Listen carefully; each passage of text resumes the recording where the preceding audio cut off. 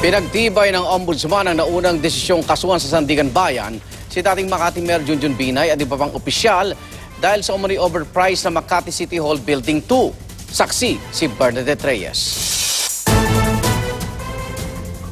Tuloy ang pagsasampa ng kaso sa Sandigan Bayan laban kay dating Makati Mayor Junjun Binay at 22 iba pang mga opisyal at empleyado ng Makati at ilang opisyal ng private companies. Ito ay matapos ibasura ng Ombudsman ang motion for reconsideration ng mga inirereklamo. Kaugnay ito ng mga anomalya umanong pagpapatayo ng 2.2 billion Makati Car Park Building Project mula 2007 hanggang 2013. Ayon sa Ombudsman, lumabas daw sa investigasyon na ang car park ay walang aprobadong design, cost estimate at hindi dumaan sa tamang bidding process. Kasama sa mga inireklamo ng GRAF si Vice President Jejomar Binay. Anumang araw mula ngayon isasampa na ng Office of the Special Prosecutor ang mga kaso sa Sandigan Bayan.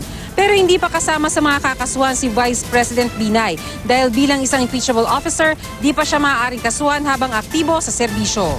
Sa isang pahayag, sinabi ng kampo ng Vice Presidente na di na raw sila umaasang magiging patas ang Ombudsman. Papatunayan daw nilang mali ang mga alegasyon sa isang patas na korte. Ang hakbang daw ng Ombudsman ay naaayon umano sa ginagawa ni Administration Presidential Candidate Mar Rojas, mga taga-Liberal Party at iba pang kaalyado nito sa pag-atake sa Vice Presidente. Ayon kay Congressman Barry Gutierrez, tagapagsalita ng Tuwid na Daan Koalisyon, sapat na panahon ang binigay sa mga Binay para ipagtanggol ang sarili nila. Huwag na raw silang maghanap ng masisisi at harapin na lang daw ang kaso. At ko si Bernadette Reyes, ang inyong saksi.